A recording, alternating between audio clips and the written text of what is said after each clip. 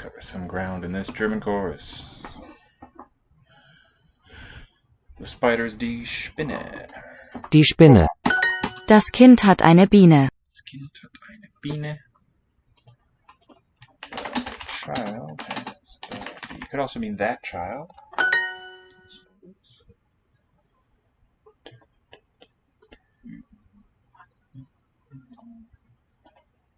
Die Spinne frisst eine Biene. Die Spinne frisst eine Biene. Die Ente frisst eine Fliege. Duck eats a fly. Der Mann hat eine Spinne. Der Mann hat eine Spinne. Die Spinne frisst die Fliege. The spider eats the fly. Die Spinne frisst die Fliege. Das Insekt frisst Brot. Insect eats bread. Die Ente frisst den Käfer. The duck eats the beetle. Eine Biene ist ein Insekt. Eine Biene, feminine. A bee ist. It's das Insekt, so it could be either eat or is. Ist ein Insekt. But since this is a sentence, could be taken as categorizing a bee as an insect. We've got lots of homophonies. Ist, is, and ist eats versus English be, the insect, and be, the verb. Der Vogel frisst ein Insekt. Bird eats an insect. Eine Biene. Eine Biene is a bee. Eine Biene. Der Käfer. Der Käfer trinkt Milch. Der Käfer trinkt Milch. Der Käfer trinkt Milch. Die Fliege frisst Brot. Huh. There's a kiss, right. Die Fliege frisst Brot.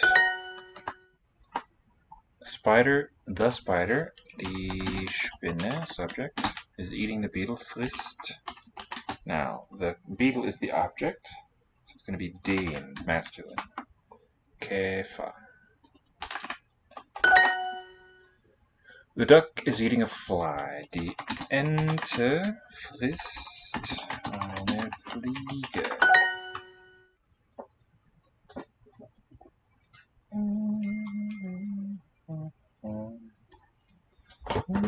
So, welcome back to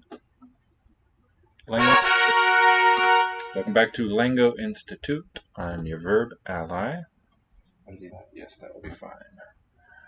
Today we're going to be talking about German when Levi joins us, and so I'm starting off with some German. Let's go to Discord.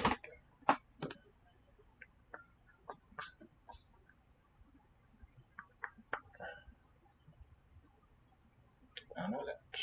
So, VerbAlly.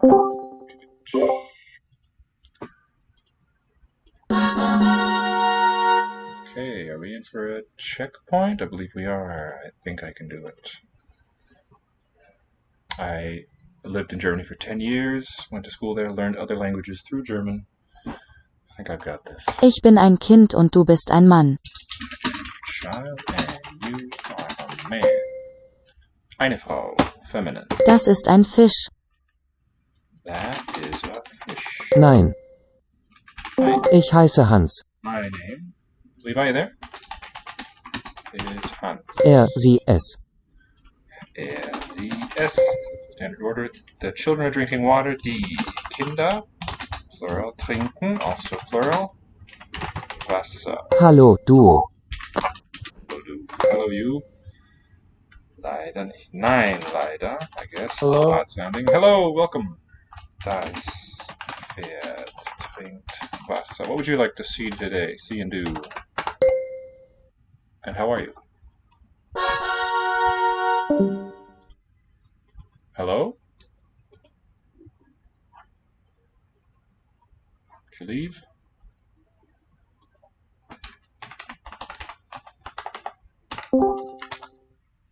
Can you hear me?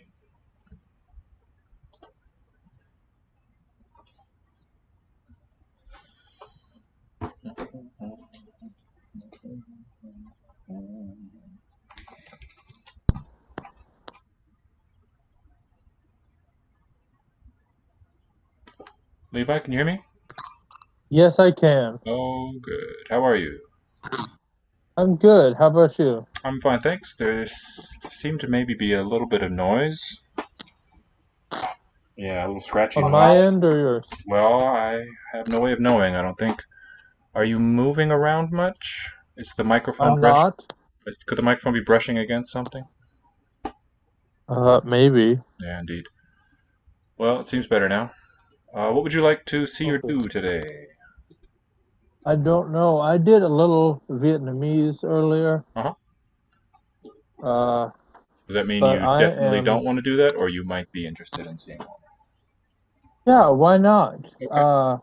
We've been doing a lot of Egyptian and Sanskrit and all of these in all sorts of different places.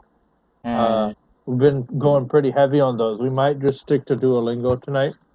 Okay. I don't know. What do you think? Well, I've got a few points on sort of Paninian grammar of German.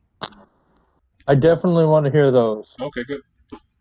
Maybe let's jump right into that. So I'm 1 point, kind of still scratching my head about is vowel length. So let's talk about a German set of Shiva Sutras. Okay. A, I, U. I'm just going to put them in my notepad. A, I, U are needed. And I feel like I want to have R, L, and N syllabics. Those could be 2 sutras. And the umlaut vowels I want to treat as derived, but I would need E and O, and that I diphthong, which is my ash symbol. And let's see. Well, then maybe it would be good to list not as phonemes somewhere in the grammar. I'd want to say that when they occur when they're in the right, when the conditions are right for it, I gives way to epsilon, sorry, a, umlauts to epsilon, u, umlauts to ü, and o, as you know, and so on. And then the short end vowels, they just Yeah. mainly vary based on condition. But what about the articles? AOI. Let me get the symbol for that. The ash for that IE diphthong. Because it's a single phoneme, I want to have a single letter. So I want to be able to derive German word forms pretty close to an IPA transcription of them, wherever possible. So if we look at Okay. articles, Now, quick note.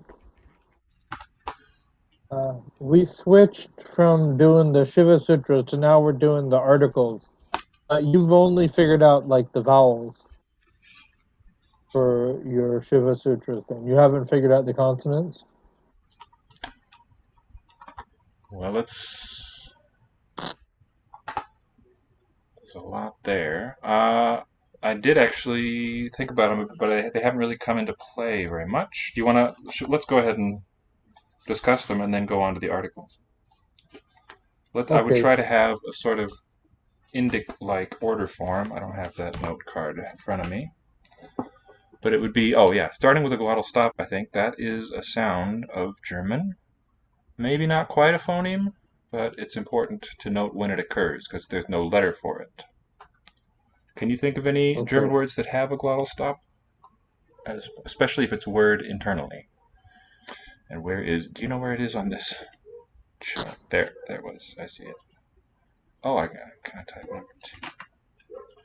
So that's going to be my first one because that's a voiceless stop and it's at the back. And then, of course, k, g, ng. Although ng is an allophone, not a phoneme.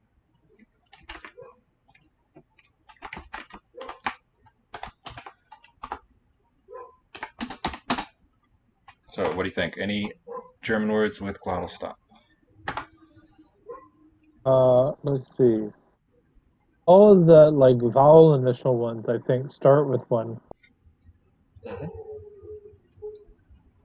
How about Sort of, in the middle of a word?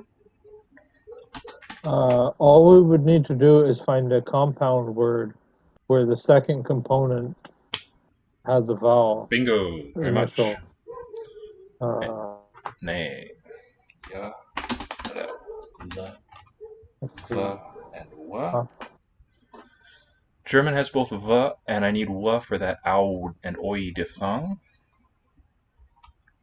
So I'm just going to put them next to each other in my sutras for now. Provisional. Do you know the word for like a club, a union? Sort of a calque on union from Latin. It's based on the root 1, the numeral. Ein. That's the root, yeah, and with the prefix to mean a group of people pursuing a common interest. Schaf. Prefix. I don't know a prefix shop. Oh. Oh yeah, that's a suffix. For. Which Fair. one? Did you say one? Fair. That's the one. For, Good. maybe. Yeah. Verein. That's the one I had in mind. So it's spelled Verein, but the R is not the onset of syllable 2. It's not Verein. Well, maybe that's an option, but really it should be Verein. Verein. So let's practice a little bit of transcribing and see if I'm missing any phonemes in my list. So I'm at the fricatives now. So far I've got, for consonants, glottal stop, ka, ga, nga, ta, da, na, pa, ba, ma. And then glides, ya, ra, la, va, and wa both occur. And now fricatives starting at the back, ha. He is an allophone of cha, in my view.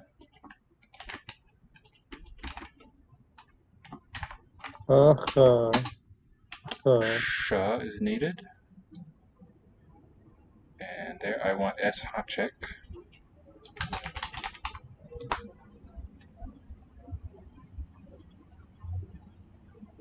When would you get a W sound? In the diphthong, au, house, Häuser. Okay. Although no longer in Häuser, there you have a mutation, but underlyingly there. Yeah. It's not Haus. Sa and fa. Okay. Then we do have voiced fricatives, za and va. So the va, I guess, should go there. We've got a place for it, or else z is all alone. So I'll take it out from this set. And then we've got, unlike what Sanskrit has, we have in German affricates. Pfa, tsa. And really I would use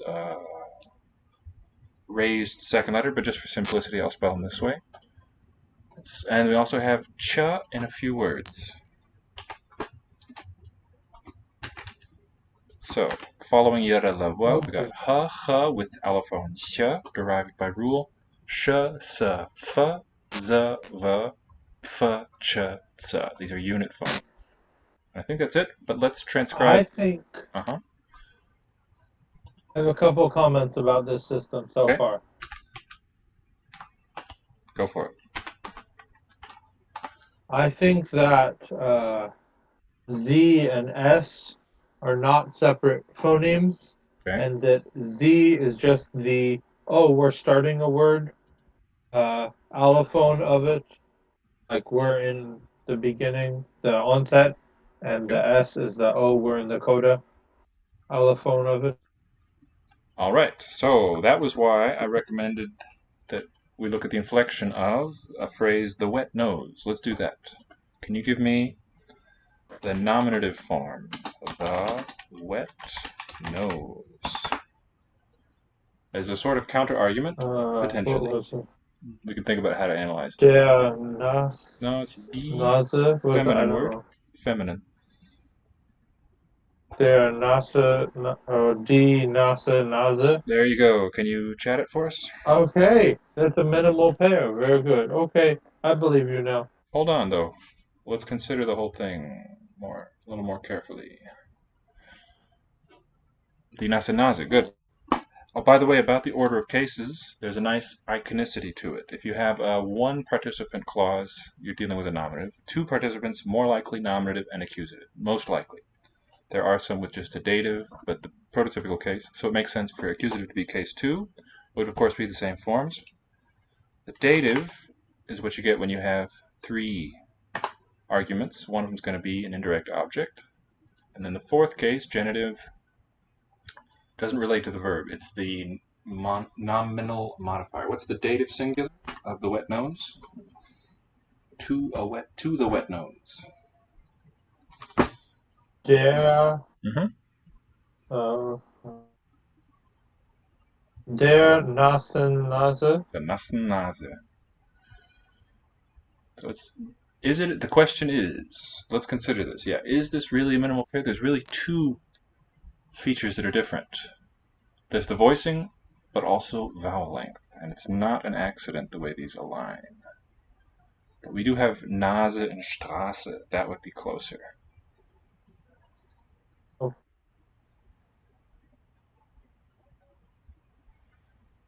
So can you give us the dative? Even though you've already said it, but can you type it for us?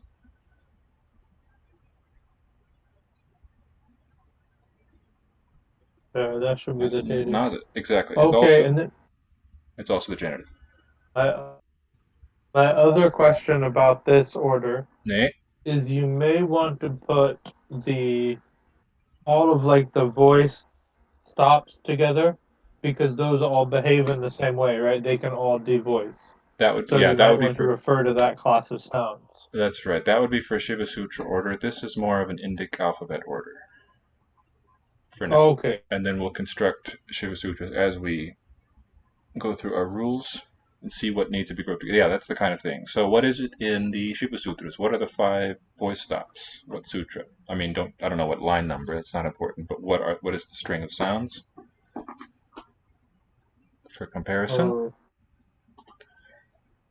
Go to our Ashtadhyaya.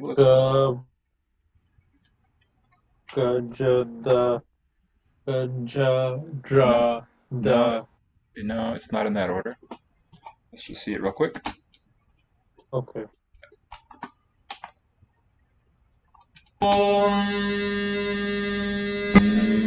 Not do that, but this. Oops. So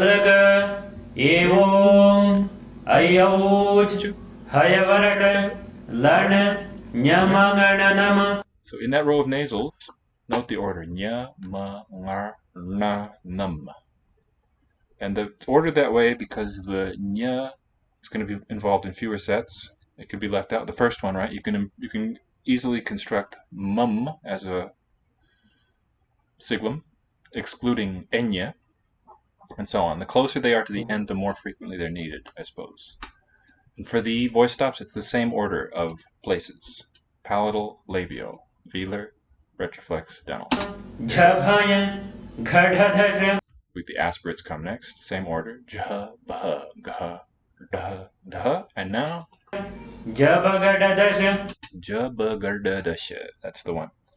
So what's the siglum here to mean only unaspirated voiced stops? I'm sure it will show up on my screen momentarily. Nay. Jabhanye gardadash aspirates. Jabagardadash. So what's the siglum? That has to have more than one sound. A siglum is one syllable. Okay, so the whole set should be your first one. Ja, to, sh. So Josh. Jush, exactly right. And by convention, the grammarians say, when you have a stop in word final position, it gets jushtwum, jushhood. It'll be one of these. So like the determiner is cited as, the definite article is cited as tad. Even though at the end of a line or a pause it'll be devoiced, this is regarded as more basic, tad. Just sort of for convenience. It makes no difference. Tut and tad are the very same thing. Jushtwum. Jush is a siglum that is in fact used. Very good. So, yeah, we probably will want to pick all those out, but then the question will be, should Z and V go with them? Maybe for some purposes. It could be a sutra above or below. And how about these affricates? What's up with them? Where would they go? But that'll become clear, I think, as we construct more and more rules. Although, because I'm a Westerner, I'm more inclined to just say things like voiced, voiceless, and so on. Okay, so the definite article, in my view, the stem for that is de. That vowel e is part of it. And my order, for convenience, is weiblich, sächlich, männlich, Mehrzahl. Oops. And the structure of D is you have the stem, just the consonant, and the marker, the ending of it is E, D. Whereas here, it's das. Actually, I'm going to say that it's underlying ts, Africa here. Das. Why are you postulating an affricate there? Do tell. Because when we look at the indefinite, eins is a word that occurs, but with an S, sequence NS. But I want to say when ts occurs after N, it assimilates to the N. So let me jump ahead. That would be ein, Okay. and then ts would be the structure there. Right? AE standing for ash, and TS for the raised S. That's why I chose to do that. Männlich, it is de, and then of syllabic one. So here, we're confronted with a question. Is it really just if there's a single consonant rather than a double or two consonants after a vowel that it's automatically long? Within a word, a coda should shorten the vowel, but I'm not sure yet. Haven't got that all sorted out. That's erster Fall, nominative. Zweiter Fall has a lot of repetition. Die is the same, das. Der, we have den. Also has a long vowel, so I'm using capitals for those syllabic sonorants, syllabic resonants. And then Mehrzahl, also die, zweiter Fall. Can you tell us the dative ones, please? See, it's going to be weird for me to do the datives in this order, but it should be der, Good. dem, Dem. Yep. den. Exactly. Gut gemacht. Den. And so I'm regarding all of these as having syllabic resonance. Vierter Fall, bitte. Wessen Fall? Weiblich, of the woman. So that should be der Frau. Der Frau. Then you have. Should I zoom in a little further? Yeah, the main issue is that I'm waiting to see it on the screen. Yeah. Like I have the lag there before it shows up on the visual, so I'm just doing it all in my mind. You've got the genders and number named. Okay. Of the car, we will say. Des Autos. Genau. And here, note that even though it's a DE in both of these two forms, oops, I'm splitting it differently. For der, because it's the long E, that's the first syllable, and is the second syllable.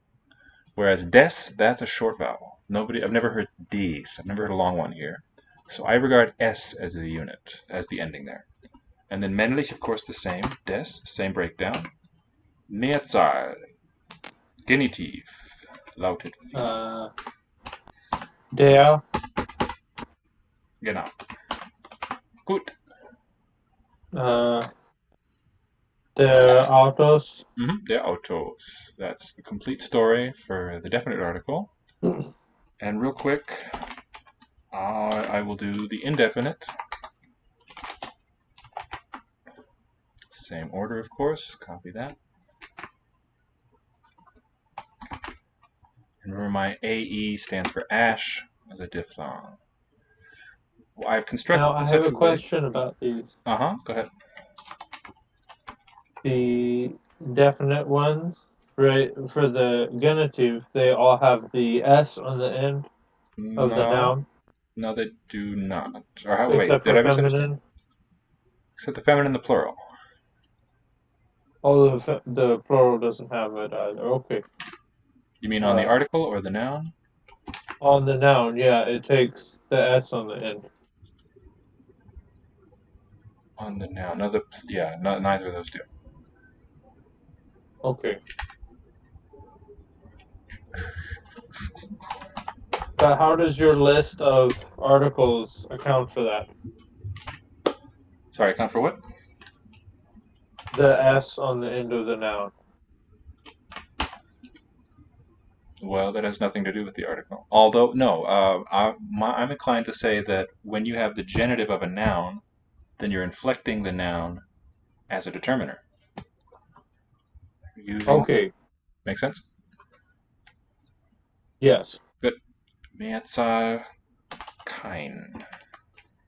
Keine. Okay, so I've got the first row. The nominative for the indefinite should be showing up shortly. I'm spelling it -ni for eine, and I'm going to have a rule that says a word final e. If it's not stressed, will lower to eine. Then a rule says the ts affricate assimilates to a preceding n. Here we have kind of a special thing going on. Oh, that's right. The R is not underlying. I've got this one as this R in der deriving from a Z and a za. Za. Okay, I found a problem with your unstressed E raises to F. Okay. What is the word for cell phone? Handy. Oh, is it stressed on the end there? It is not. But that's easily taken care of if we say this rule applies to articles and not to recent loanwords or something like that. Okay. Handy. What else is there? Can you think of an E in a native word? Loanwords do often have a special status in phonologies of languages. How old is the word for eraser? Is that good enough? Gummi? Basically means rubber, but it's a borrowed one. Gummi. Okay. And I'm sure the same thing would apply to chemistry. Chemie. That one is stressed. Hmm? It is also a loanword, but chemie, that's the stressed syllable. Oh, yeah, okay. Good questions and good notes there. Eine, zweiter Fall, eine, also Annie. Underlinely. Not Anne, but eine. Sächlich, same, and männlich.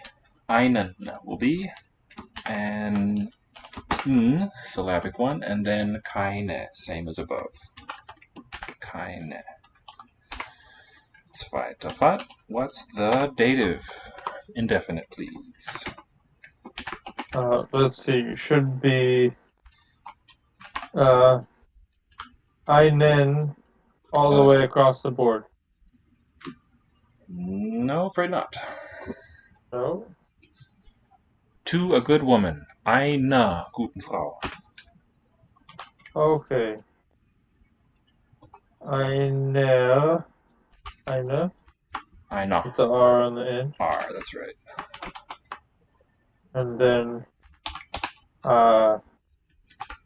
sächlich is einem. Einem. Männlich becomes einem. Uh-huh. And then plural is keinen. Keinen. That's correct. Yeah, I had a mistake there. Okay, good. And then Genitiv, vierter Fall, einer. Eines. For eine with the R. Sorry, what? Eines. What are you doing? I don't know where you are. The genitive. Okay. Weiblich. Einer. Einer. Neutrum. What is it called? Sächlich. Sächlich. Eines. Gut. Männlich. Einem. Nein. Nope. Vierter Fall. Eines. Eines. Eines. One S. And then Mehrzahl is keiner. Keiner. So now when we zoom out and we compare across definite, indefinite inflection, I've got the same markers on both sets of words, more or less. Couple variants. Das versus ein. This has lost its vowel. Einatz, it should be. I'm going to use the at symbol for an ah that got deleted. Dieser, der, ein. So I have going to need a couple rules to take care of those. But other than that, if I have e, final e unstressed becoming in native words, we need that for inflection too. Then we can get the same markers everywhere, which is something I want. So are you seeing the zoomed out paradigms? Mostly, yes. Good. Let me just paste this all in the chat. Oh, I see. Oh, I see what you're going for. A unitary analysis. Treating the differences as derived, but underlying. Okay, it's a wall of text, but if you just copy that, you can easily sort it into lines. So this is the system I'm going to construct my derivations with.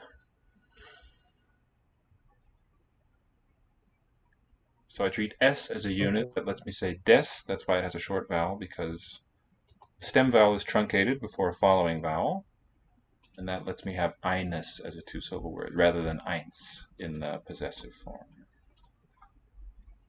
Okay. Let's do another unit of German and maybe think about how to transcribe a few words here and there. By the way, I'm using 2 for glottal stop. Here's a quick phonemic representation of that word Verein, union. Should be showing up in my notepad in a few seconds. Voiceless F and then a syllabic R, it's the prefix, and the root ein with a glottal stop initial. You like 2 better than question mark? I do, yeah, the question mark, never been a fan of. But actually, I've got my phonetic symbols here. I'm going to update it to make it look. And I could even replace syllabic R. Let me do that. Here's what it will look like. This is pretty much it. This is my representation of the underlying and really also the surface form of Verein.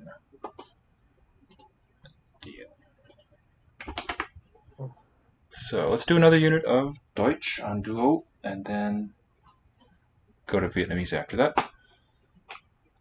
Plurals is the topic. Perfect. Something I've been thinking a lot about these past few days. Plural derivations. The dog. And we get to see how many classes there are.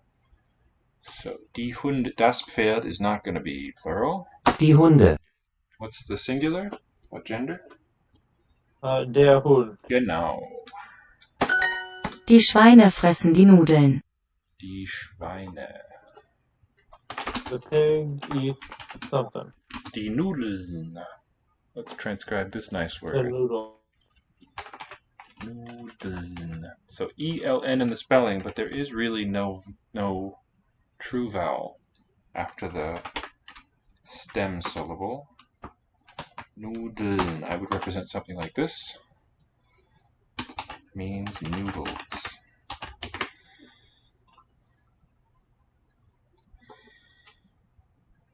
And then closer to the surface we would say dln. Because you have DLN, and the D can only be a consonant, can't be a vowel, so the L will stay vocalic and the N can now be a consonant. Nudeln. The pigs eat the noodle. Die Kühe trinken Milch. Kühe. We got an umlaut plural, our first one. Cows drink milk. Die Kühe trinken Wasser. And let's just do a quick derivation of that plural form, cows. So it's going to be ku, aspirated, is the singular, and my basic form of the plural marker is izang. Okay, izang. Yeah. Having a vowel after the z lets me roticize, although we don't need that here. So what can we do? Maybe the first step is to say this noun belongs to a class where that final en goes away. So the next step will be ku followed by is. Then comes a rule that says when you have e in an unstressed syllable, particularly in derivation, give that a yod. So I'm going to say it's ku yi, and at this stage the z can go somewhere along in here. That final vowel drops because we never have kuya. There's never an r there. So we're looking at ku yi. And then comes a rule that says when you have a back vowel, a non-front vowel with a j next to it, replace that with the umlaut equivalent. And that gives kui or something. We can lose that final vowel. Oh no, we don't lose that. What happens is, it's unstressed, it lowers. Kue. And so that's this word. A capital N. Oh, that's confusing. I'm going to use a tilde, I guess, instead for that nasal en. Let me know if you have any objections or questions about that derivation. Hat Pferde. Hat Pferde. I guess it seems like a lot of steps to get there, but I mean, there are lots of different plurals, so you need something that can account for all of them. Do you see a way? If you see a way that could be made shorter, I very much want to hear it. Okay, I don't at current stage. Kuya. In fact, you could even say this y, it could even stay there. Kuya, you can have it with a J in pronunciation. I'm just now noticing. That's kind of nice. Kuya. Give that second syllable an onset. Kuya. It's written H, but there's no H sound. Sie ist die Fische. Sie ist die Fische.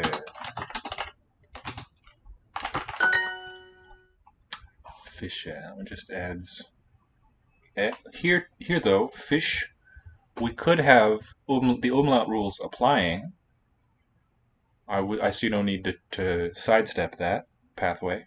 But the vowel E cannot be umlauted any further. Umlauting basically means that the vowel step gets one step closer to E, the highest frontist vowel. And E is already there. It's got nowhere to go. So the rule applies vacuously. Does it make sense? Yes, I think that's a great term. I just love it applies vacuously as a concept and as a word. Delightsome. Sie haben Pferde. Sie haben Pferde. Ich habe Tiere. That too. In a noun, you don't. In the noun pluralization, an will not be umlauted, but there are, in other parts of speech, other parts of the grammar, you have becoming e. Can you think of any examples?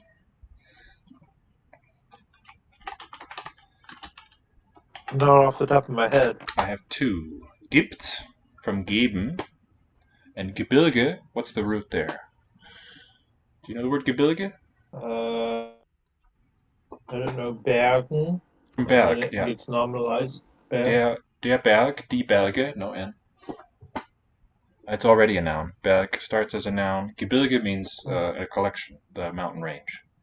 Oh, it's the same prefix as on Gepatroi in Esperanto. In a sense, though in a sense also not. Gefäter? I wonder, does that exist as a German word? Suddenly curious if that would cause umlaut. Gebirge, you could have umlaut coming from a suffix in Gebirge, but I'm inclined to say that it's a gi prefix.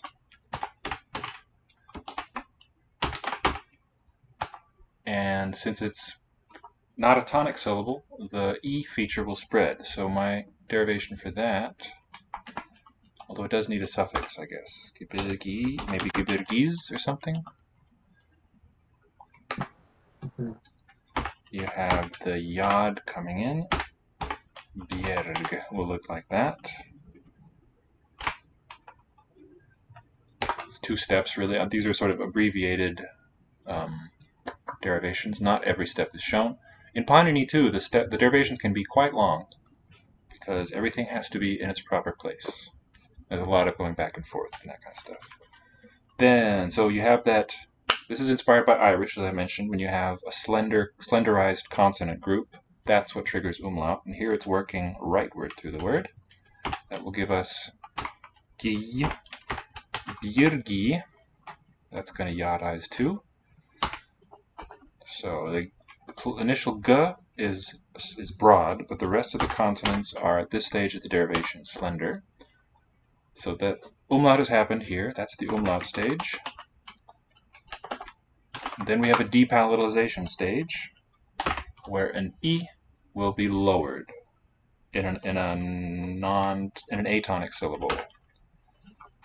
But the stressed one stays gebirg and then e. Gebirge. Okay, in the step above you have bier.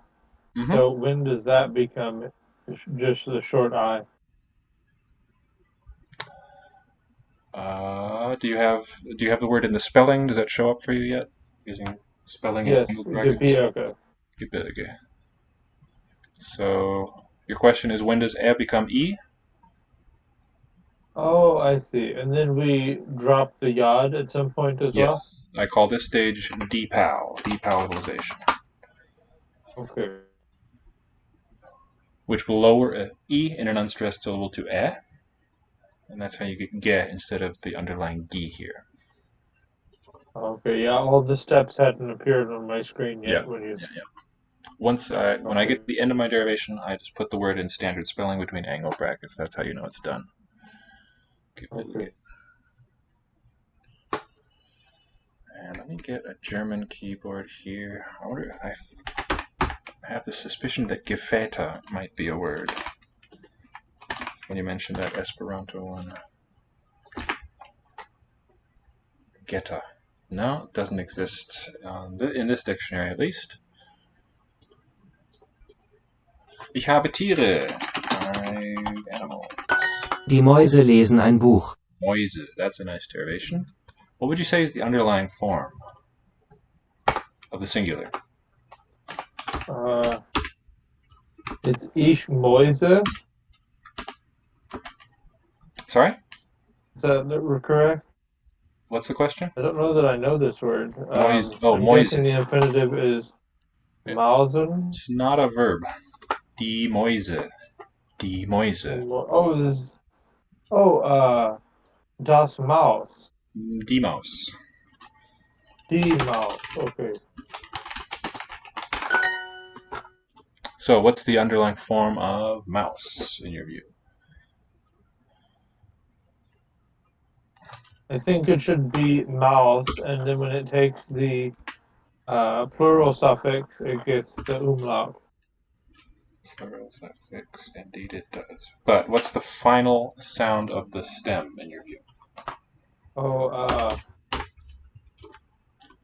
It should be Maus with a Z, right? Which then is subject to a rule of devoicing in word final. Right, that's how I'm treating it too. Of course, as you said, it's not necessarily that case. You could regard Z and S as unified in a single phoneme, but that leaves you the problem of Nase, Straße. So I'm going to treat Z and S as distinct entities. And I also take, Z, just like in knives in English, leaves. It's good to regard the voiced one as basic. It's handier. You can get by with fewer steps. So we're at Mauzi. And here, I really like this J notation because now I can say in this vowel, this stem syllable with AWJ sequence, that is kind of a mouthful and hard to pronounce, and it's natural to replace ow with an aw. So That's what happens, and the J stays and surfaces, in fact, as a J. Moise. Skip a few steps. I can see it. Moise. Okay, I'm gonna step away for half a minute. Let's hear the recitation.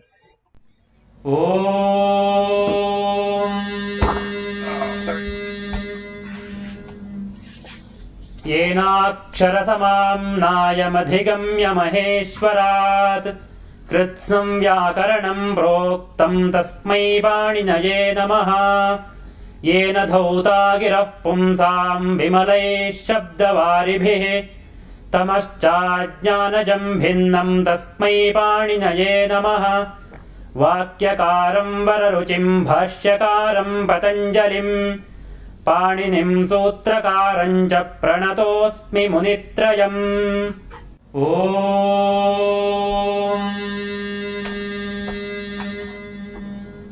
So, you see the Moise derivation? Yes, I do. ¿Qué piensas? Die Mäuse fressen Käse. Die Mäuse fressen Käse. Ich habe Hunde. Dogs. Any Oh, I thoughts? guess the umlaut Wir essen die went one Fische. step further in English. Right? Instead of oi, mouth, you get mice, which was straight up meese before the Great Vowel Shift. Yeah, I don't think it ever had a diphthong in Old English, right? The word was moose, singular, moose, plural. Okay. The diphthonging happened, like oo to ow happened within English and was paralleled by changes within German, but since the proto-language. In fact, there are still German dialects, like in the north, where ice, meaning ice, is pronounced is. There's ones that haven't shifted. Wir essen die Fische. Wir essen die Fische.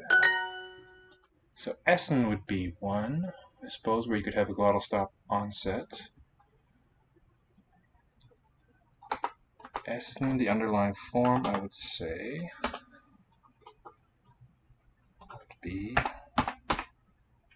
es. Because ich esse, du isst, it's a never a voiced sound. It's going to be like this, in my view.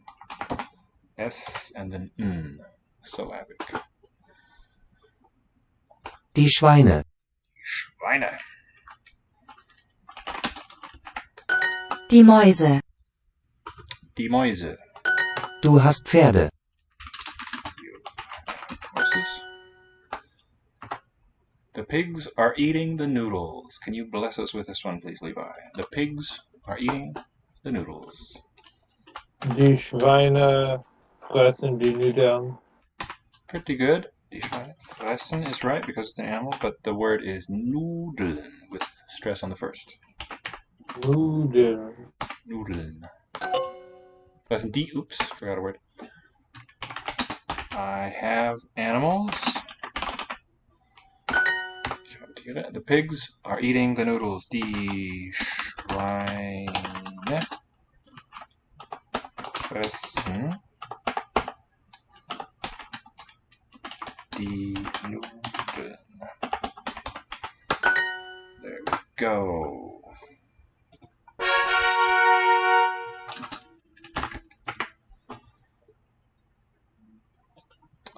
Oh, so let's look at gibt real quick. What's the root of gibt? Geben. So to my mind, we've got to set up a single root for the whole paradigm. So the derivation of this geben, the derivation of gibt, the third singular form, the tip form, if you will, also is going to have gebe, and then it, Yeah. gebit. So run that through my rules. There's also stress assignment, I suppose, or there's a rule that says you stress the stem vowel. There's a prefix ge that's never stressed, but this is a gebe root. So that's going to be stressed, and that tells us which way the umlaut spreads. Gebe. The first step is add a ya to that to the it suffix, and then the palatality, the slenderness, spreads leftward into the stem syllable. And in this case, a will cause a change. Most places in the grammar it doesn't, but these are going to fuse. It's going to be gibbet, I suppose. And then a special rule has to come along that says to delete the E of the ending.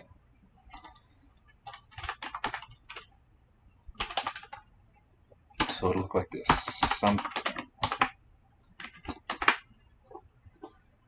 Gibbet becomes gebyet, and gabyet becomes gibbet. Maybe it should be deleted here. I'm not too sure about the ordering of these things, but something kind of like this. Still sort of groping my way along a dark cave.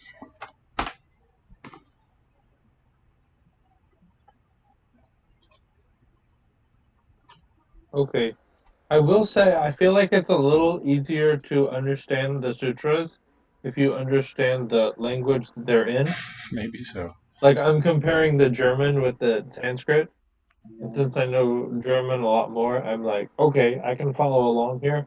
These are not sutras. These are not sutras, though. These are derivations. Sutras will come later. Okay. Make sense? Sutra expresses the rule in actual words. Yeah. What they allow you to do is derive word forms, but those are distinct activities.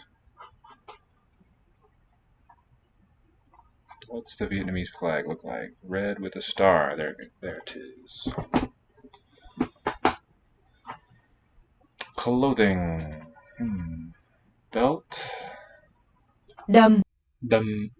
Thắt lưng. Thắt lưng. Ủng. Ủng. Thắt lưng. Thắt lưng. Thắt lưng. Boots. Ủng. Thắt lưng. Thắt lưng. That lung is a belt. Khăn quàng. Khăn quàng. Quàng. Khăn quàng. There's lots of Chinese quàng syllables. I wonder if this is one of them. Quàng khăn.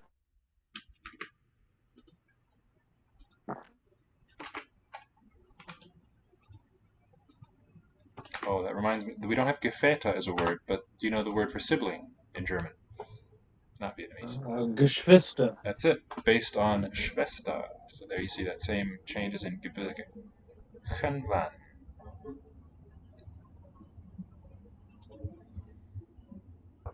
It's interesting it goes from Schwester.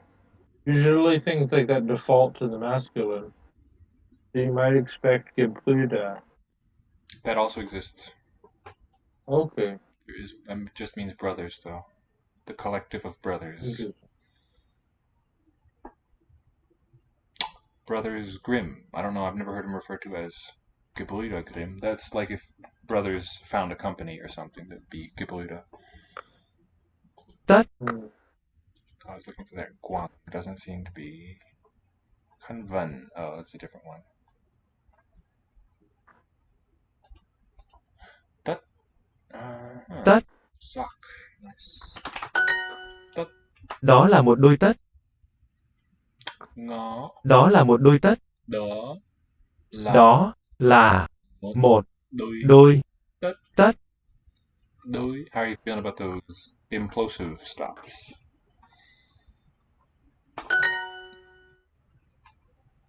Áo lạnh và áo khoác. Áo lạnh và áo khoác. Lạnh. Sweater and áo khoác. That's a coat. Khoác. Kind of like coat spelled backwards, mixed up. Áo lạnh và áo khoác. Áo lạnh và áo khoác. Ngồi ăn chay means vegetarian. Is that the Ngồi ăn chay? Chay. Oh, interesting. I wonder if it's the literally like person eat vegetables. Okay, a relative clause probably. Yeah, but it just functions as though, as a single noun.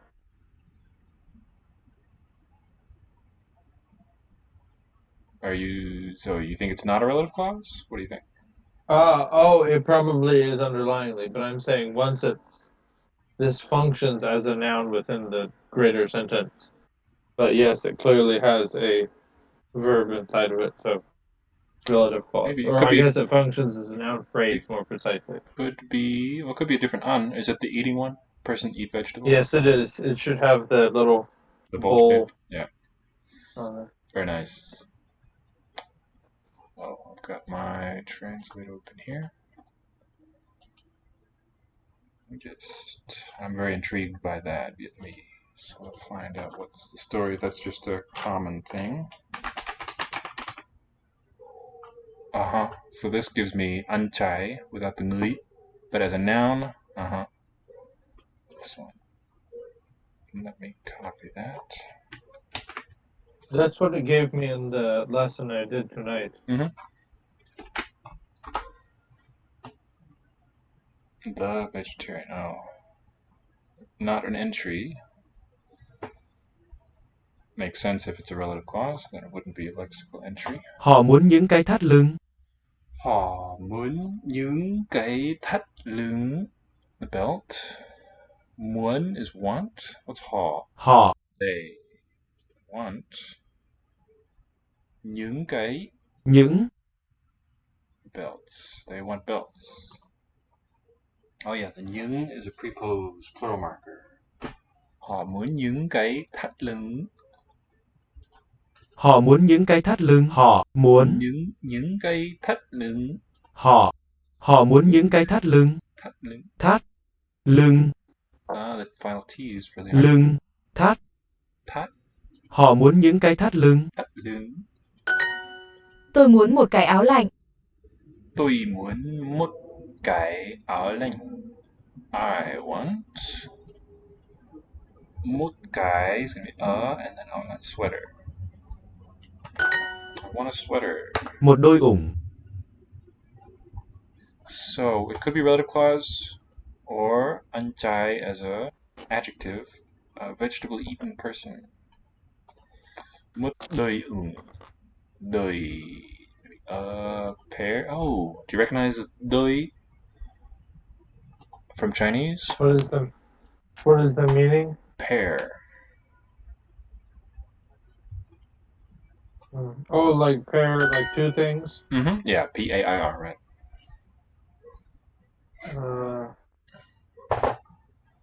I feel like I do. That's really right on the tip of my tongue. This Chinese word has a lot of different senses.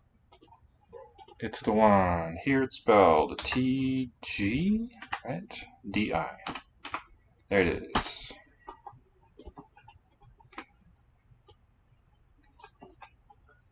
Pretty sure it's that. Một cái găng tay và một cái tất. Một cái găng tay và một cái tất. That is a glove. Và and một cái tất, a sock. Cô ấy có một cái khăn quàng. Cô ấy có một cái khăn quàng. The scarf. Cô ấy is she. Yeah. Có, she has a scarf.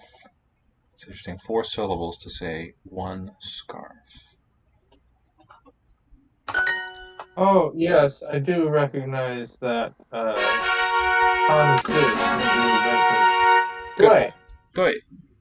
Dui, 是对. It means to be correct, but it also means a pair. Because they like match them. Right, a pair of matching things. Tsushima does not exist. What do you do? Oh, this is Wikipedia. No wonder. Wiktionary should have it. Maybe I was looking in the wrong place earlier. Let's find the Vietnamese reading. Oh, look, it's got 7 Vietnamese readings. This is a wild one. Nhơi. I wonder how that comes about. How does it become a palatal nasal?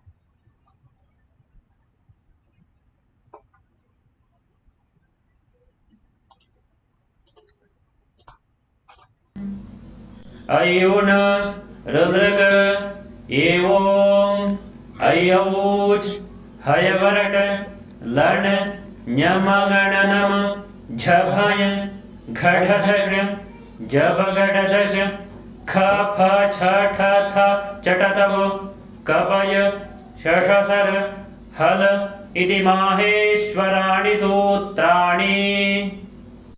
Let's just hear the endings too while we're here.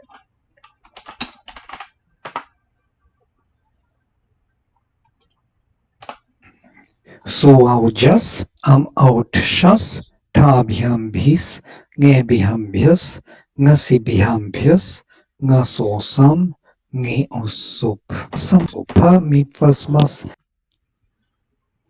tiptas jhisiptas tha mipvasmas tadamjha thasatham dvam itvahimahing. Okay. And maybe a bit more German.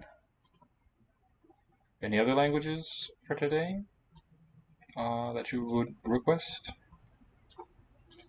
No, Kartoffeln not off the sind top of my gut. head. I suppose if you scroll through the list on Duolingo Okay.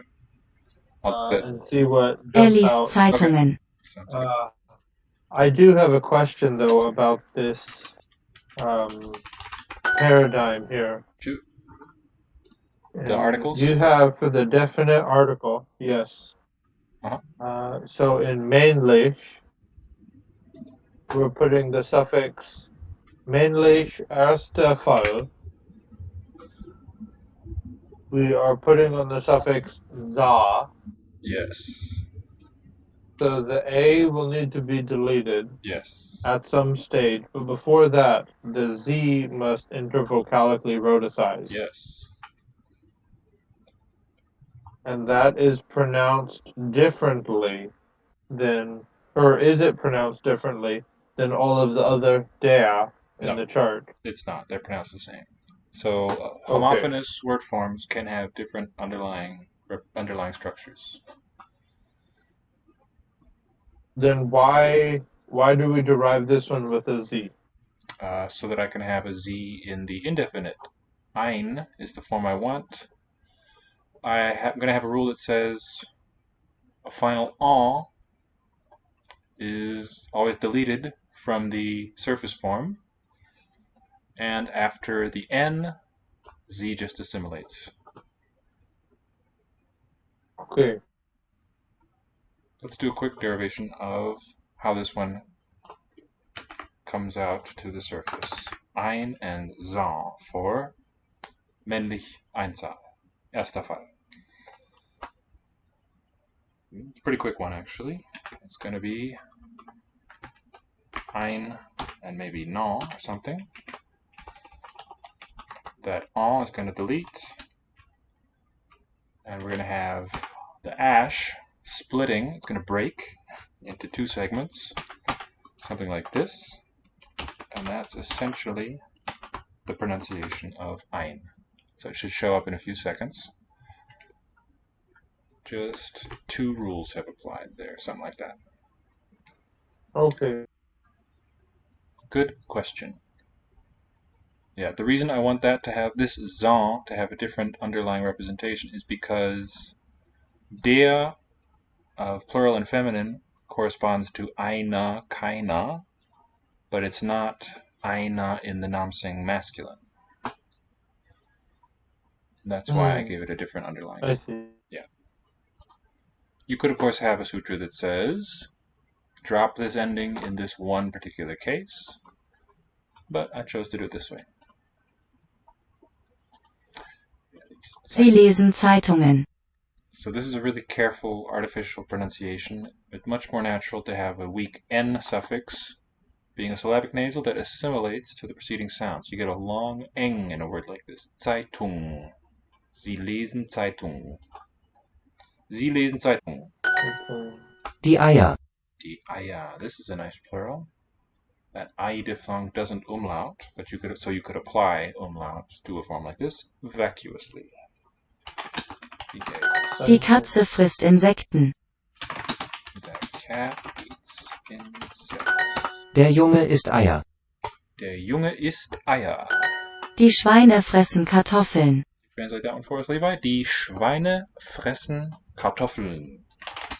The pigs eat potatoes. Very good. Potatoes. Die Menschen essen Tiere. Kartoffeln. Oh, another question or comment. Please.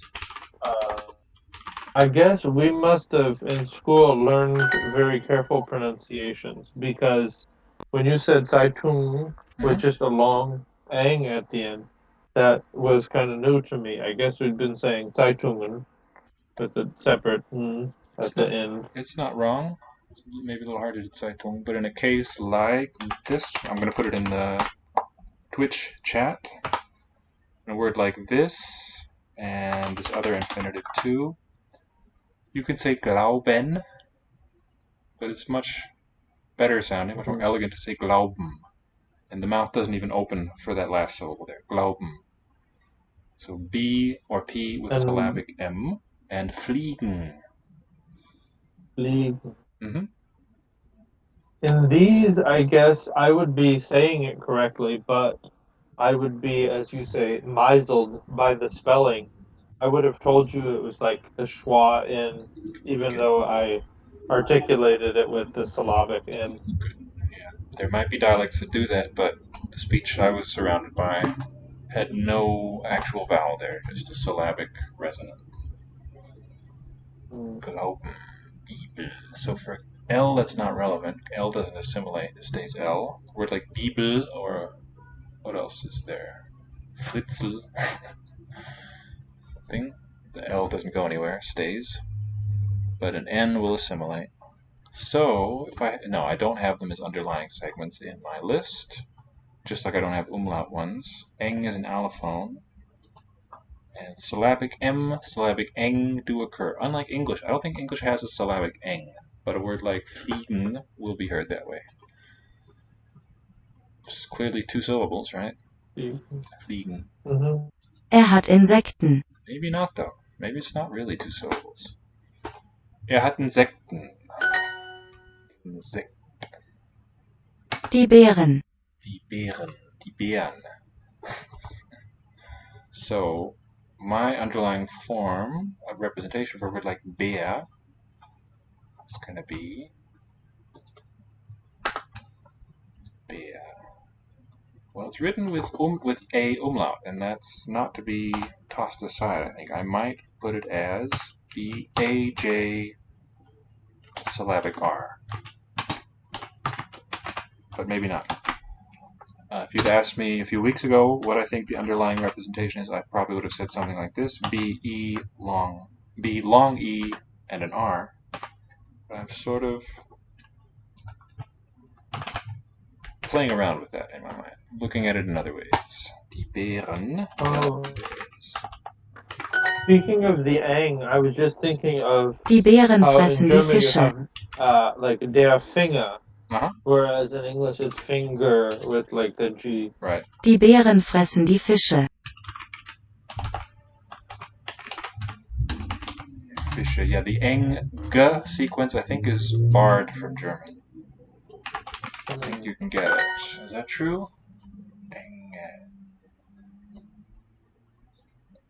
Winken. There's an NK that's eng and then a stop, but the G will always merge into the nasal in all positions, is my feeling there. Obst, Gemüse, Eier. Obst, Gemüse, Eier. Do you know this word Gemüse? Yes, vegetables. Of course you do, being a veggie guy. Obst, Gemüse, Eier. Fruit, vegetables, eggs. That's it. Wir sind.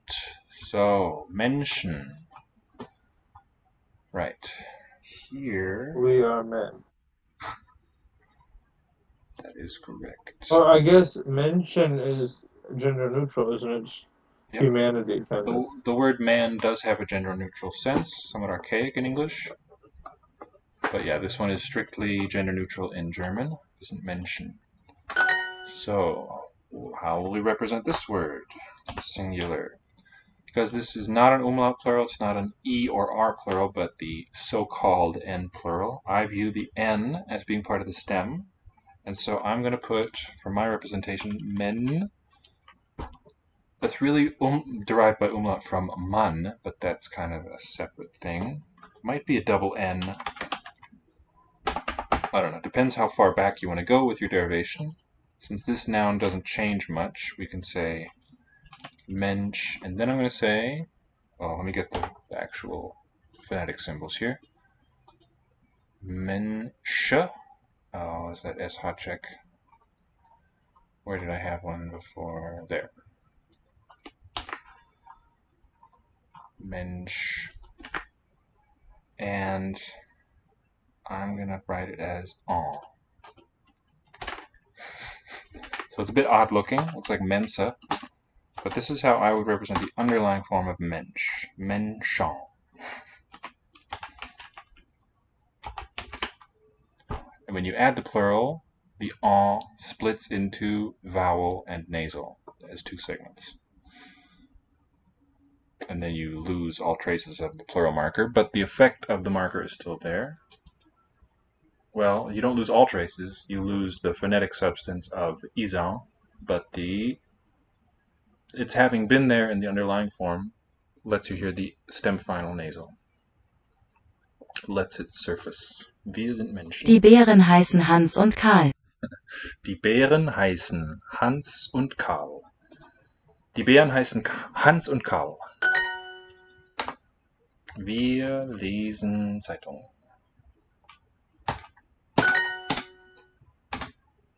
The child eats insects. How will that go? Insect is insect. Insekt. What's the question? How would you say in German? The child eats insects. Die Insekten? No. Die Insekte. Oh. But the child eats? I didn't hear if you said it. Oh, the child eats would be das Kind isst. Insekten, yeah. Die Insekte. There you have the N as a case marker, apparently. It doesn't mention the gender. What are you talking about there? What's that referring to? Mention. Oh, the word mensch you said was gender neutral. So I was just making a pun. Gotcha. For mention. Gender neutral in its reference, but the word itself is a der, die, das Mensch. Der, die, das. You said 3 different forms. Yeah, I'm asking you. Which is it? Mensch. Der, die, Oh. das Mensch. My goodness. Yeah. I think die. No, it's der Mensch. Der. Yeah, der. Der Mensch. So gender, we're talking about grammar as a distinct sense. We do get the term gender from grammar. Its referent can be a person of any gender, but the noun itself has masculine gender. A little confusing there, potentially. Die Schweine fressen, syllabic nasal. Kartoffeln, syllabic L. Kartoffeln. Kartoffel. Okay, let's go through the list of languages. Vietnamese, Japanese, Arabic, Esperanto, Korean, Yiddish, Swahili, Portuguese, Romanian, Swedish, Polish, Oh, Welsh. let's do Yiddish and kind Yiddish. of compare it to what we found here in German. Gladly.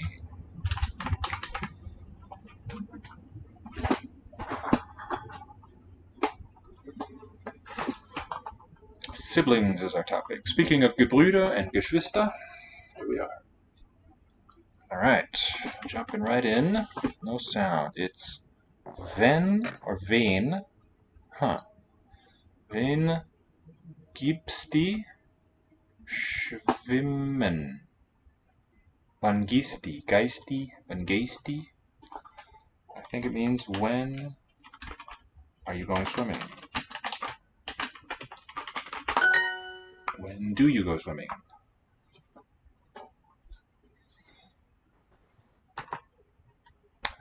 Okay, that's going to be kennst die schwimmen. Oh, neat.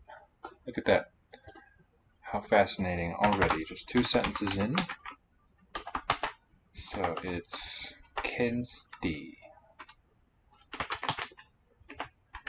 How is that different from Standard High German? What am I looking at? I'll see it in a moment, I'm sure. Kennst die schwimmen? Yeah, I hope you should be able to see it about now. Oh, do you know how to swim? Uh-huh. Is the meaning. Is the meaning? How is it different from German?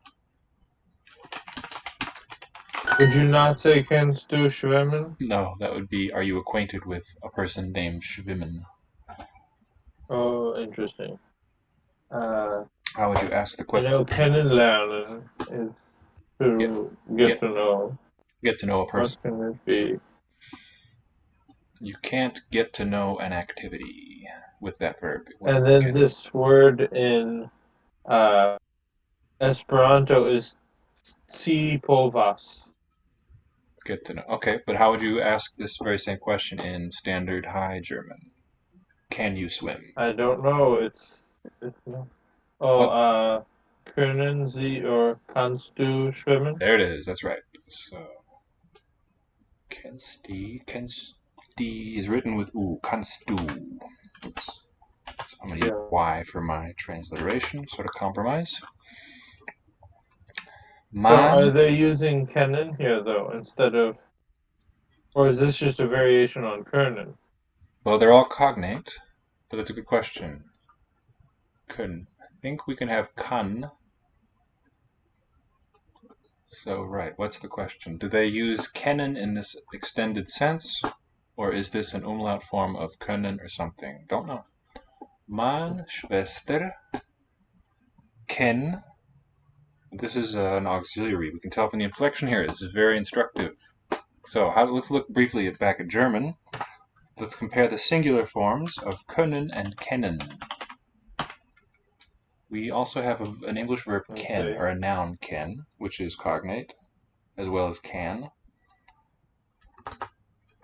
So how does können go? Can you tell us, please?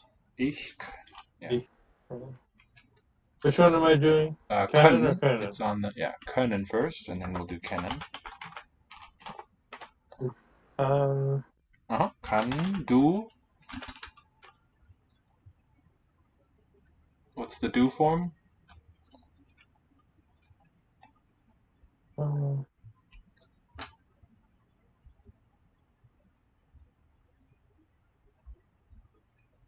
You there? Yeah.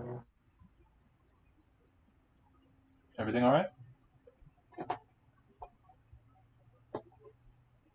Okay, here's können. S-E-S. Oh, that's the whole thing. Except the do form gets a double N too. Okay. Yeah, kann, but otherwise correct. Now kennen, können, let's put for people who are still learning, means can, be able to, and kennen means know, be acquainted with.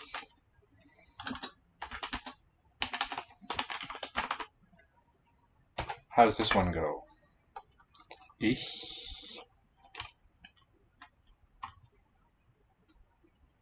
If you could just say it aloud. Which one? Kennen in Standard German. Ich kenne, du kennst, sie es kennt, wir kennen, ihr kennt, sie kennen. Good. The regular old inflection versus the auxiliary has a zero ending in the third and first singular. And we've got here, meine Schwester kann nicht schwimmen. So this tells me that können, maybe the of Yiddish reflects the umlaut, and it just has generalized throughout the paradigm. My sister can't swim. Nein, ich. What's that? Tanz nicht. Nein ist ich tanz nicht. And we see that divergent behavior of the slender ch sound. The ch versus and ich versus nicht. In that one word niche, we get the sh, right?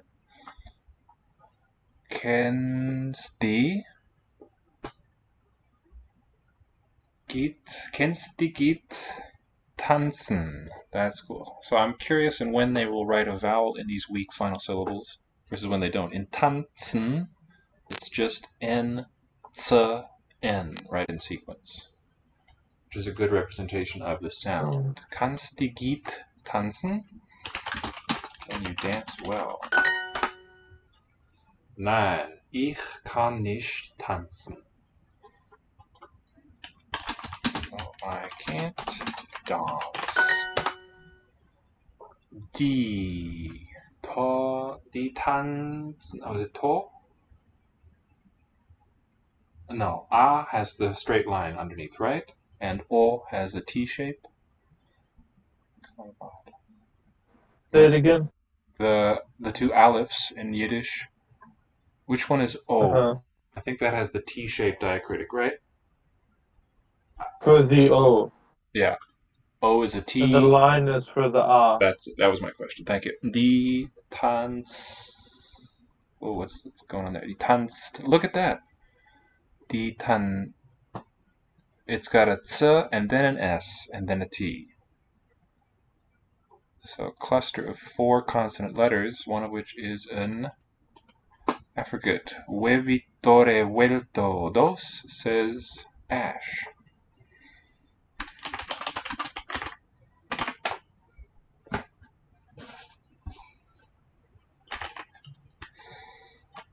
Welcome.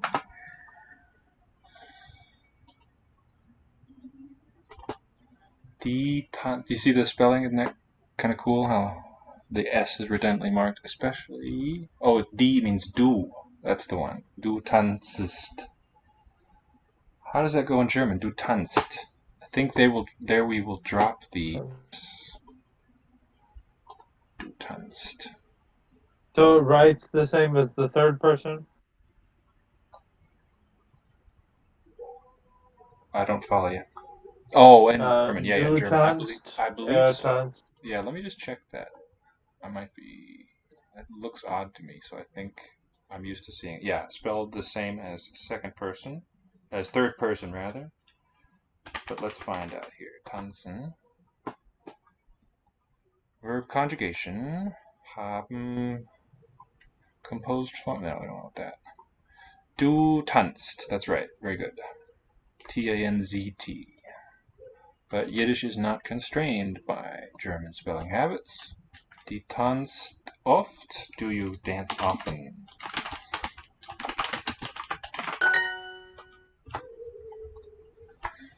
And that's wer tanzt. Wer tanzt besser. Wer tanzt besser? Die oder dein Bruder. Who dances better? You or your brother? Kennst du tanzen? Can you dance? So, Yiddish umlaut is kind of an interesting topic. We have, I think, Äppel for the apple, right? Isn't it EPL? That sounds right, yeah. Versus Apfel. Plural Äpfel, but Äppel may be generalized plural in Yiddish. I don't know. And we've got Ken, Dan, Mame, Schwimmen. Schwimmen. So the nasals are not touching. Can dein Mama schwimmen? Can your mom swim? Not okay. Ich gehe nicht schwimmen. I don't go swimming. I'm not going. Ja, sie kann gut schwimmen. Yes. She can swim well. Gut schwimmen. Sie kann gut schwimmen. So, we will want a rule for German and Yiddish to say your inflected, as we noted the other day, your inflected verb goes in position 2 in the main clause. A thing like ja is going to be just ignored for that. Sie, the subject, and then the inflected verb. But all the rest of the verby stuff floats to the end, which is why gut will come next, unlike English. Ich kann nicht gut tanzen. I can't dance well.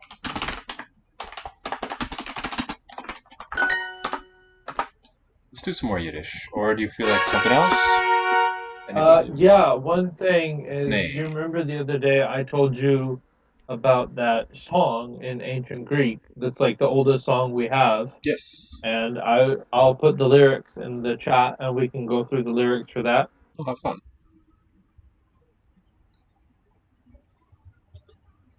Okay.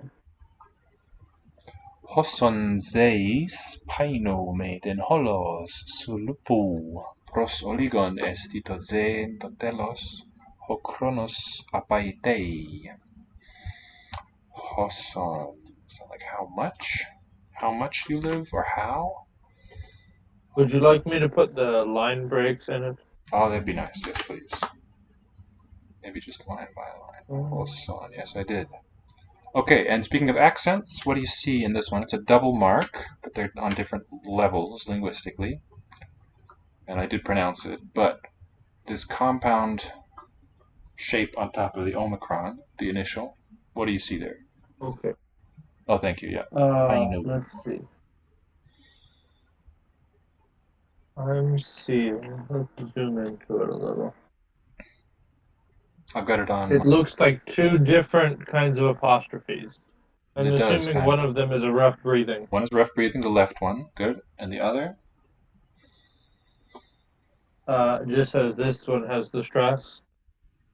In modern Greek, the accent mark means stress, but ancient Greek was a pitch accent system. This is acute. Ucher or Nietzsche? Uchair. The Greek term is oxytone, meaning oxytonos, sharp-toned. We say acute. So rough breathing and acute letters on, or marks on the omicron. Hoson means... Okay, from hosos, oh, there it was. From a yo, so far as, so much as. Zeis, I think is you live. But painu, I don't know if it's a noun or a verb. Fenu in the modern pronunciation. I only know an approximate English translation of this. Me den holos. Su lupo. That one, lupos. Painu. Could be an imperative or it could be a second singular middle voice. Painos.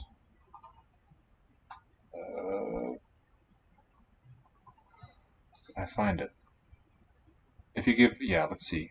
Pros oligon, toward a small amount. Estito zen, there is a little to live. Something like that. Dot zen is a noun form. Do is a pros oligon. At least, maybe. Telos is the end. Hokronos apaitei. The time flees, maybe? Apaiteo. That's the one I want. Means demand back. Okronos. Time demands the end back. And do you have any kind of translation? Yeah. This is the English translation that is given on lyricstranslate.com. It says, while you live, shine. I see it here. Yeah, okay, so that painu would be an imperative then, probably a middle voice. Do you know any English cognates there? Or derivatives? Of paino? Mm-hmm. And the meaning is what? Shine. The pronunciation is quite modern. The phi letter was not an F anciently, but an aspirated P. Phenomenon is there. Oh, of course. And for the Zeis word, living, in line 1, I think that's a subjunctive form, but it's the root of zoo and Yep, zoological. for life. Maiden holos, that's an adverbial ending at all. Su lupo. Don't suffer anything at all. Don't you suffer. Prosoligones titot zein. Oh, this is an infinitive used as a noun. The living, das Leben. Like that to zein, same root as zeis. By the way, on zeis, if we blow this up, what accents do you recognize there? Let's see. We have. It's pretty small. Let me look at it zoomed in. Nee. Zeist in the first line. That one, yeah. We have a tilde and we have a little dot under the left-hand part of the eta. Neither tilde nor dot. Oh, it's the thing which looks like a tilde is a circumflex. That's what it is. And the little tick underneath is a combining form of a letter. Really? Mm-hmm. I don't know what that is. Here's how it would have been spelled anciently. It would have been written like this. We call it iota subscript. When these a, I, oi diphthongs leveled, they stopped putting iota on the line, but they reminded themselves that it was anciently a diphthong by writing it below. Underlying iota there. Okay. That's what that is. So, circumflex accent and iota subscript. Why is there no rough or heavy, why is there no smooth or rough breathing, not heavy breathing, on this vowel symbol in zeis? Well, because it doesn't need an H sound anywhere, so we wouldn't put a rough breathing, because that's kind of what that means. Why is there no smooth breathing? It's not vowel initial, maybe, so we wouldn't need to specify. That's is right. That possible? That's what it is. Okay. Rough and smooth breathing are primarily relevant to word initial vowels. You do see them in special cases word medially, though.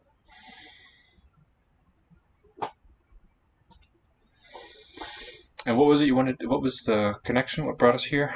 Was there a specific word form? No, I was just curious to kind of look at it a little more literally, become familiar with some of the word forms and the accent marks and stuff, and also just to kind of share it with you. Okay. Because I thought it was kind of nice. It's like the oldest song that we know completely. Pretty cool. I'm going to play it a little bit and do a little bit of annotating in my notepad here. Okay.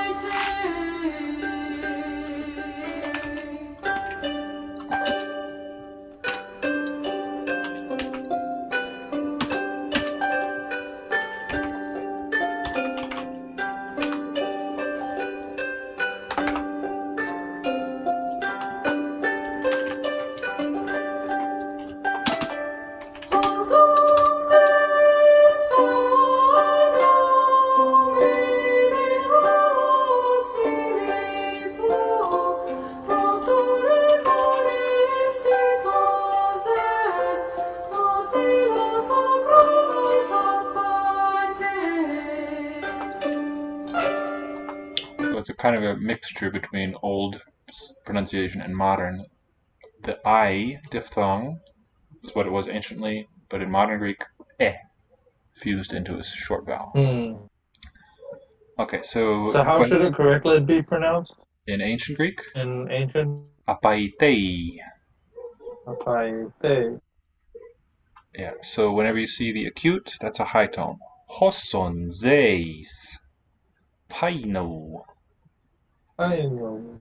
Let me know if you have questions about any of my abbreviations. IMV Okay. imperative. So, Omicron upsilon is pronounced O or U, or how do you say it? It depends where it comes from. If it was a true diphthong, it was O, but sometimes it represents a long oo. And, well, generally it's read oo by scholars now. Then holo. Should I say U? It is oo sometimes. People generally will say oo everywhere, but anciently it would have probably had two values, o or oo. Okay. Then holo sulupo. Because these are true diphthongs, they came from an old eso sequence with the s dropped, or aspirated out. Pros oligon. Pros is toward. Oligon is an accusative singular. What is the Paninian equivalent at the ending here? Oligon. If it's accusative singular. Yeah, exactly. Final M becoming N in Greek. Dodzein is singnut. And that's the infinitive taken as a noun like you have in German. Das Leben corresponds exactly. Totelos. This is neuter, so it could be either nominative or accusative, but because ho chronos can only be nominative, that's got to mean this is the object out front. The end, ho chronos, the time, nominative singular, masculine. Apaite, the tei. Apaiteo. That's a vowel final stem, which is why you get this contraction into a diphthong with the circumflex. Apo is the prefix. Aite, so that's third singular, present.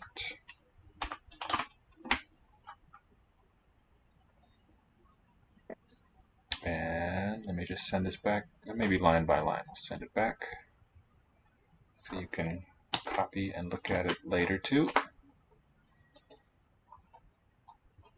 Meden. The grave accent mark, you may note, can only occur in the last syllable of a word. Okay.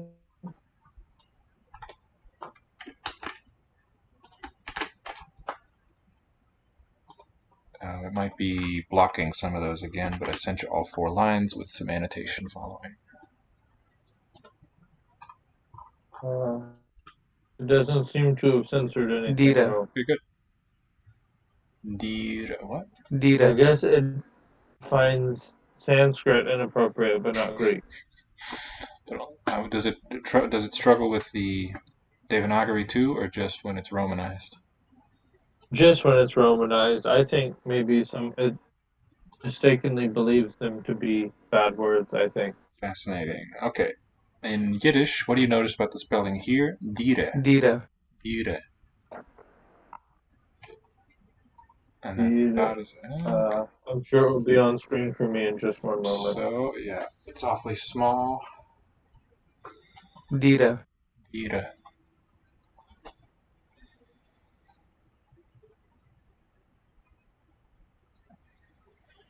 Oh yeah, I see. Dira. What's noteworthy to you there? Dire. It's not an E though. Oh, this one in the Roman letters, yeah, that's the one. But look at the spelling of the original. Dira. What is the meaning of this? I don't know, but let me find it. I don't think we're going to get it because this is more for testing our knowledge of the sounds and letters. Okay. But let me look it up. So I guess it ends in he, but you might expect it to end in ein. Exactly. Yeah. So what do you make of that? Because ein is our typical Yeah. writing in E. Exactly. And this seems more normal from a Hebrew perspective. Exactly. So it could be another loan word from Hebrew. That is my suspicion too, and we're told here it means apartment in both languages. Exactly right. So when you see H used to indicate a vowel, What else will that be true of? Then it means it's a Hebrew style of spelling. In the Hebrew course, though, you will see like country names and things spelled in the Yiddish way. It's back and forth there. Kennst die singen? Singen. So between nasals, they seem to like to write the e vowel. Kennst die singen? Seems to be a generalization. Did we figure out if this was German or kennen? Kennst die is be able. Okay. Yeah. Dire. Dire. Rida. Oops, wrong way. Dira. Dire. Man Haber macht mir a kave. How cool. Macht mir a kave. Mein Haber, speaking of Hebrew words, my friend. Here's one, Haber, because it uses that raspy H. I don't think any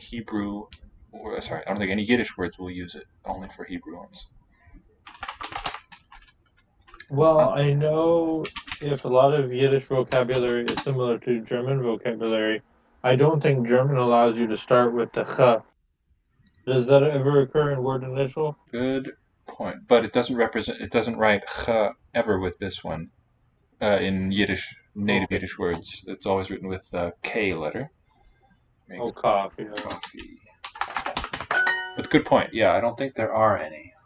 There are, let's see, Kimi, Kina, Hina, or Shina, but it's right, it's barred from initial position.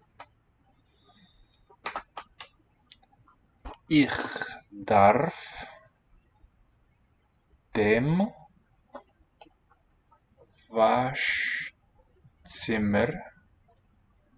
in 5 Minuten. And what's this? Arim. I don't recognize it all. This last word, how fascinating. And not able to copy it. Arim, let's get that.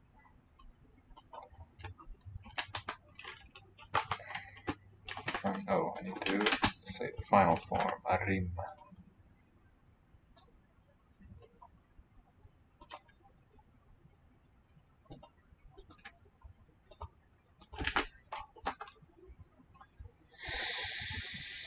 It might be from some language other than Germanic. But it's I need, and it's interesting that it's dem.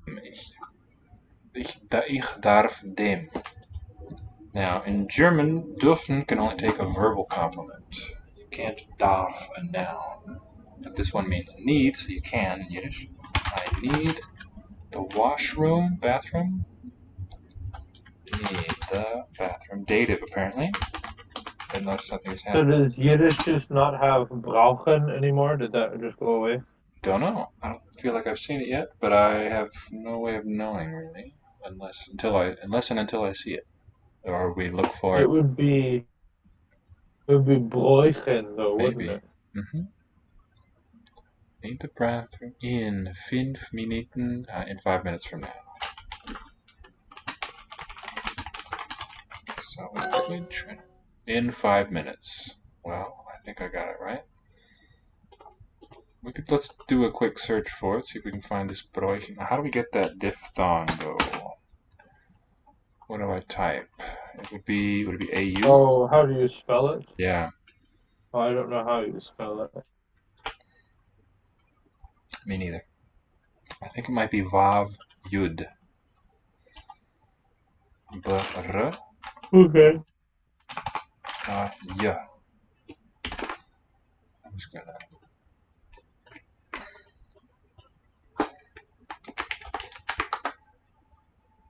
No luck there. No dice. Oh, you know what else we could do? Go to Google Translate and say I need. Well, I need would be Ich darf. this da. But it gives you options below. Oh. Ich darf, but not here. Maybe this is a really, really rudimentary version. Could be that the verb is not used in that sense. Could have a different meaning. Brauchen or gebrauchen can also mean use. Man is going to be man. Man. Sach means a lot. Asach. And there the fact that the vowel isn't written shows that it's Hebrew. Sach. Also the initial sa is un-Yiddish, I think. Sort. Could be a French borrowing, which might explain the voiceless initial. Could even be from English. No rule against that. Sortieren. Oh, that gives me the verb. I want this. Let's copy that.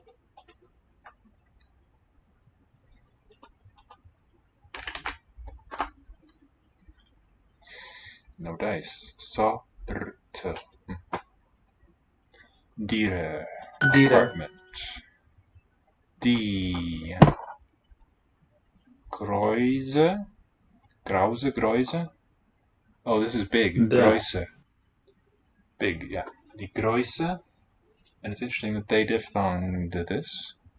Although, do you know what the O comes from in Germanic? This O was an OW diphthong. That's how we get great with EA in English. So, Graus. And that may have become Grois. Die Größe bar is do. The big bar is here. Bar, bear. Pear. Bar. Big pear is here. Wie is dan Größe dire? Wie is dan Größe dire? What do you think? Die ist an Größe Tiere, is the sentence? Dire, yeah. Dan Größe dire. I don't know. Is this for Dira? Is it Tia? No, that would be a T, I think, in Yiddish. It's apartment. It's the Hebrew word that we looked at. Oh, yes. This is a big apartment. Where? Oh, the wrong V. Yeah. V sounds like how, but it means where. Wo. Where is your big apartment? Makes more sense, too. Better question. Ja, ich kenn geht. It's going to be some infinitive. Singen. Singst die. Singst. Hopeless. Got to be an infinitive.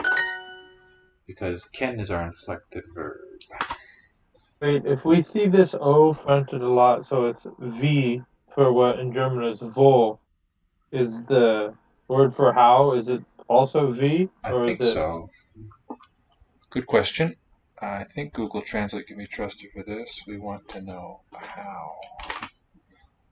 Yeah, spelled V with the double U, double Vav, and then Yud for E, V. Okay, so versus just 3 Vavs is where. Yeah, that's right.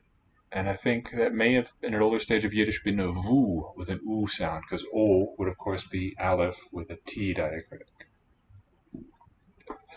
Alright, it's Ich darf a kleine Kaffee. What do you think? Ich darf a kleine Kaffee. Kaffee. I need a small coffee. Good, I agree. I don't know, kahve. Comes either from Arabic or Turkish. Kahwa. Kahwa. Yeah, interesting. It has the voiced one there. That's closer to the original, the café.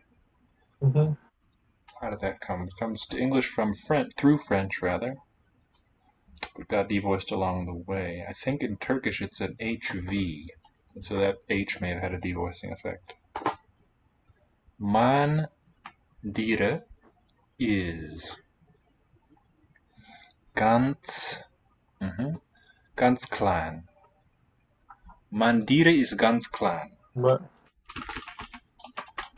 Apartment ist ganz klein. There's no word apartment in German, though. Oh, I don't know. I just said the English word. Indeed, quite small. The word is Wohnung. Wohnung. Yeah, I did know that. And they This was not ganz. in my brain quick enough. From wohnen and then the nominalizing thing. Good.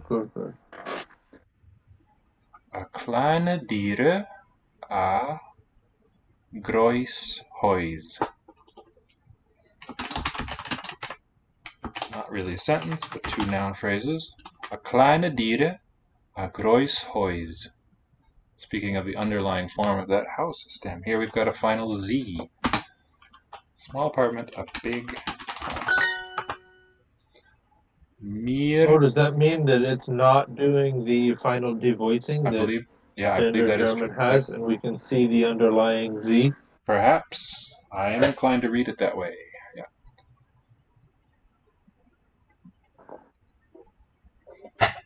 Right. Was house. I think it does preserve, and it turned off that devoicing rule. I think it was active in Old High German. They would spell it with a voiceless letter, is my impression, my understanding. But Yiddish stopped doing it, and they just generalized the underlying form. Mir nehmen, I guess, nehmen, dem bis. Okay, I think dem is an accusative. We take the bus. Dem bis. Could it be assimilating? Kin Sprinzel. Nice. And la, no vowel mark. Singen. And it's can. Sprinzel. Sing. Sprinze. Oh, that is a vowel, not Sprinzel. Was macht sie? What is she making? What is she doing? Was macht sie? Okay, wer kann besser singen, ich oder mein Bruder? Wer kann besser singen, ich oder mein Bruder? Mein Bruder it is. Who can better sing?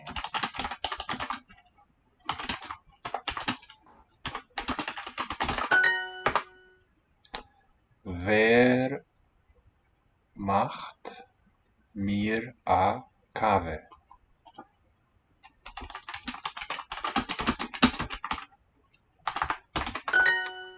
So mich, mir, we still have those case distinctions, the same four cases as German. Ich darf dem Waschzimmer in 5 Minuten Arim. 5 Minuten Arim. I need the bathroom in 5 minutes. What's the Arim? That's something I wonder as well. Was not able to find it when I searched. But I'm curious. It could be from herum, losing its H. Is that something that it would often do? Or darum. We saw das, the complementizer, lose its initial d. Becomes os. Wie ist dein große Diere? Where is groß? Yeah, where is your big apartment? Mein Diere is ganz klein.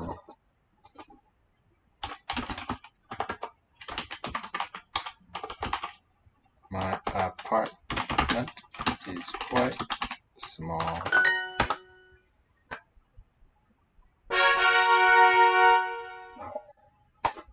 Okay, shall we call it a night? Yeah, sounds good. Got anything special going on tomorrow? What? Any special plans for the morrow? None yet. I suppose that I reserve the right to change, but as of now, no. C'est la vie, if it does, in fact. Okay, have a good night. Thanks for joining. You as well. Bye.